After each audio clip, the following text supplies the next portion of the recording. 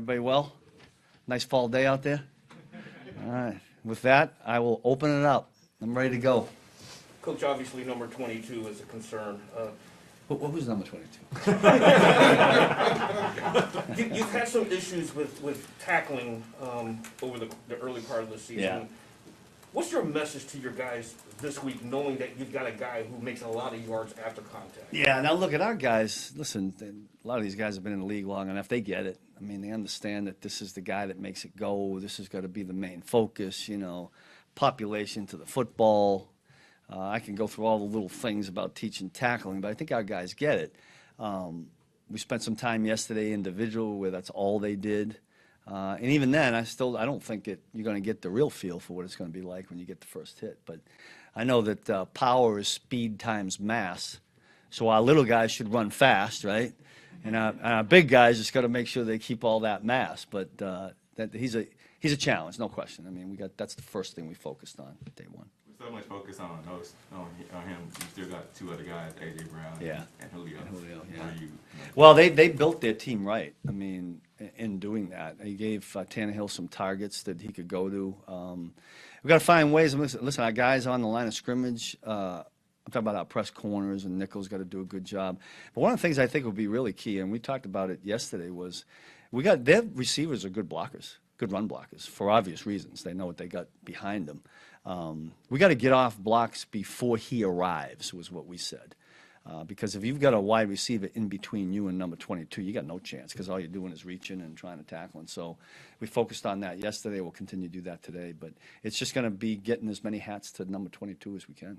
Steve, regarding the change you made at safety last week, why now or why then? Well, the timing of it? Yeah, we're mixing. And Dan obviously got in there. Before the season's all said and done, you know, all those guys are going to have to play back there. You know, Juan deserved to be out there. He'd done some good things. You know, Dan and I talked. He was in a little bit of a slump, so we made a switch. I think it's been pretty smooth. We'll see where we're at this week. But we're going to need, listen, I got full trust in Dan and Juan T back there for what we're doing right now, and hopefully we can keep them all rolling. You like the way it played out, though?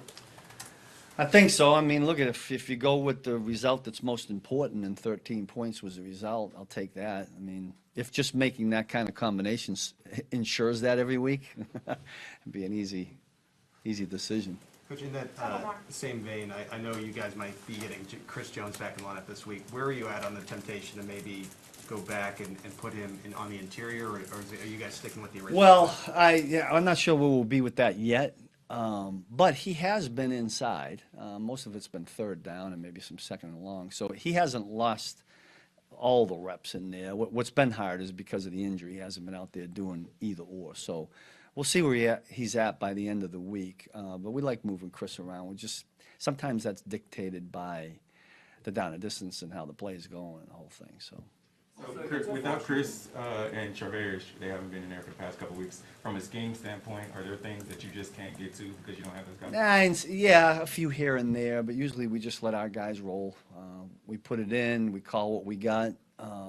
And the next guy that goes in there has got to execute it as well as the first guy. And we try to get our guys through the course of the week. I mean, we get a lot of walkthroughs, right, because of the way the rules are now. And, you know, we usually split it into two groups. So Matt's working with one group and I got another. So those guys do get all those reps. So we don't try to change it all much. One injury that I guess would change more is missing Anthony. I mean, because he's calling your plays. Yeah. How does that role change? Well, I mean, listen, I thought that Ben did a really nice job stepping in there. And he's done that in prior games and the time we've been together here. So we've got great trust in Ben. Nick's out there. Willie. Between the three of them, they're going to have to pick up the slack. But we'll miss Hitch. He's the quarterback. I mean, it'd be like an offense losing their starting quarterback. It's a little bit different. Did Nick and Willie call any plays on Sunday? Well, we had a package in there. I don't know if y'all noticed where it was just Nick and Willie in there, and we had planned that ahead of time. And Nick usually gets in front of the huddle on that one. The technicality on that are there multiple helmets where? Yeah, you can declare three guys that could possibly have the earpiece, I'm going to call it, right? I don't know what the technical terms are. But you can only have one of those guys out there at a time. Gotcha. So when it ends up being Ben, he's got to put that helmet on, then he's got to take it off. And Alan does a great job for us on the sideline, to be quite honest with you. But that's not easy, doing the helmets and whatnot, because you can only have one guy out with the tag on at a time. Yeah. And sometimes we just yell it to him or signal it or something, you know. Coach, with all the talk about with Derrick Henry, the focus on him as part of the game, what is it, with Tannehill that you do have to watch for? I mean, he's a veteran, he's been around for a while. Yeah, you ever watch him scramble and run with that ball like he did to us in 2019 in key situations? We talked about this. In a critical situation, you got to be concerned with him as much as 22. But that's what happens. All the focus goes on 22 because of who he is and what he does. And yet you can't lose focus of what y'all been talking about. The two wideouts they got out there, the quarterback will tuck and run with it. They do have some of the zone read schemes, so that makes it just as challenging as when you're playing Baltimore and Buffalo.